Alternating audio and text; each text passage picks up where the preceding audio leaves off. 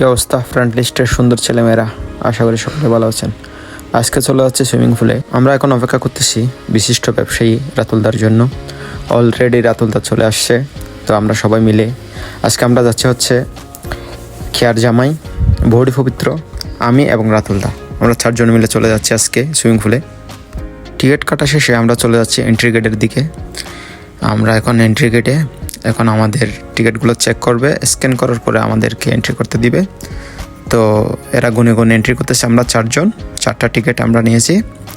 তো স্ক্যান করার পর আমরা এন্ট্রি করব। তো অলরেডি আমরা ভিতরে, সুইমিং পুলের ভিতরে